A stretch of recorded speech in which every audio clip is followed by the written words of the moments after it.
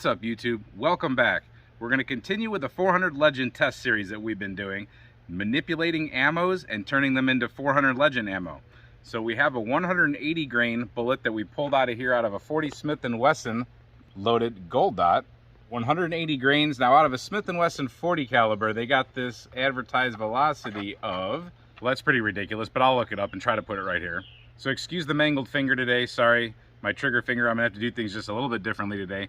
But the bottom line is that if you've been watching this series, you'll know that 400 Legend doesn't have anything available for it right now. At the time of making this video, I still don't think they even have a rifle for it available. They have one loading, I believe that's a 215 grain Winchester loaded PowerPoint.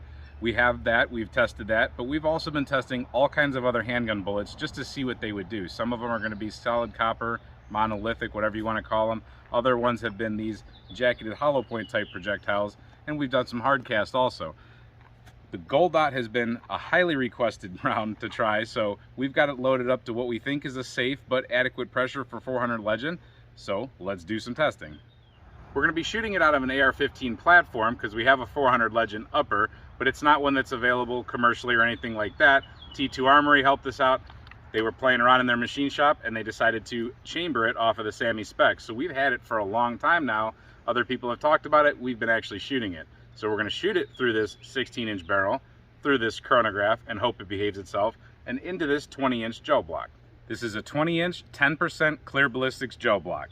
We've hit it a couple times, we've melted it a couple times, but that doesn't really affect anything. In my opinion, the block behind it's just a catcher block. We have one line through it. Don't pay any attention to that. So let's capture some velocities and let's see what kind of damage we can do.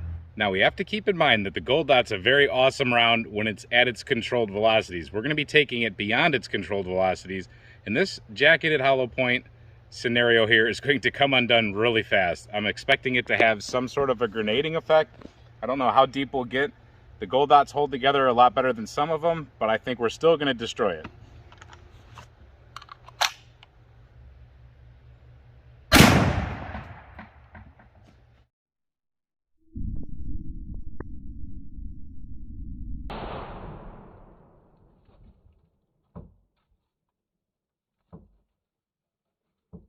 Anytime we have a block removal from the table, it's a good day. We got her traveling up to 2705 on the Spear GoldDot 180 grain. That won't focus. And there's where she landed. Let's get her up and clean. So we had good chronograph numbers, and that translated to good foot-pounds of energy. So we saw that, pick that block up off this table and throw it. Still close to 4th of July, or a little bit afterwards. So we've recreated the scene of the crime. We've cleaned up the block a little bit. You can see the grenading effect as soon as it comes into this block. It's your typical grenading entrance wound of a jacketed hollow point that is going way too fast. So it just shredded itself for the most part. All those pellets, they pedal back very beautifully on a GoldDot. Same thing as an HST. They didn't do that this time. They violently erupted and they all shredded themselves. One piece actually came out and went through the side of this block. You can't really see it come through the side of the block. I'll move it and eventually show you, but it did have evidence here on the cardboard. So all that disruption, all that craziness that you see, that lasts up till about 4.5 or 5 inches.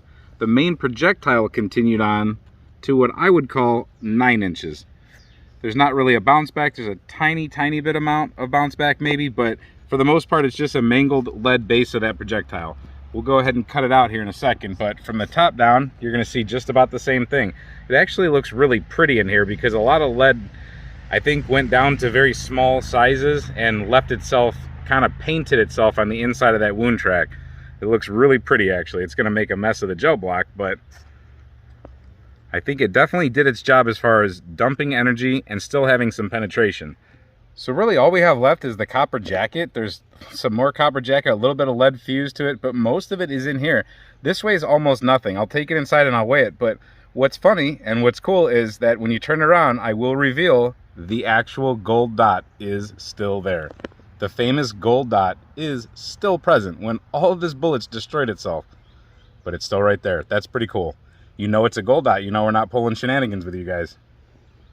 So GoldDots out of a 400 Legend. Pretty impressive. Now, whether it's 165, 180, 200 grain, whatever grains you can come up with for GoldDot, they're all going to pretty much act the same. GoldDot's not really known to go for hyper velocity. Now, they could change around the recipe, harden up their bullet a little bit, and then they could definitely get it to probably handle this velocity a little bit better. Overall, what would we say this is good for? For hunting, certain things. People have mentioned groundhogs, pigs, squirrels, all kinds of things to hunt with a 400 Legend. It's pretty funny, but as far as deer, I wouldn't say it would be the best choice for a deer, but things like groundhogs, coyotes, foxes, things like that, that kind of stuff it'll work really good for. As far as defense, I think it would be good for defense as long as it feeds through whatever firearm you might be using it in. Single shots and bolt actions, that wouldn't really matter, but if you're going to put it in an AR and you start playing around making these type of hand loads for yourself, then just see, you know, make sure it's actually reliable. You can get GoldDot projectiles, as I have the GoldDot box upside down. You can get GoldDot projectiles everywhere, so even if they don't make them currently where you see them at stores, you can get them aftermarket everywhere, flea markets, this and that. They're just kind of floating around all about. And that's going to be absolutely key with 400 Legend, because I don't think they're going to put out a whole lot of different varieties of ammunition, at least at first. Like I said, right now, they don't even have the guns out there, let alone the ammunitions. They have one type of ammunition, as far as I know, factory loaded. Pretty soon, hopefully, more is going to start coming through the pipeline, but I've also heard that some of the bigger companies for ammunition boutique kind of manufacturers, some of those are actually going to stay away from it. For now, at least that's what they said. So that's kind of weird to hear, but hey, it is what it is. So in the meantime, we'll keep testing a bunch of different projectiles for you so that you know what you might want to use in the future, and we'll learn things in the meantime. So I hope you like this kind of testing, hope you like this test, and I hope to see you at the next video. And until then, stay safe, have fun, and keep shooting.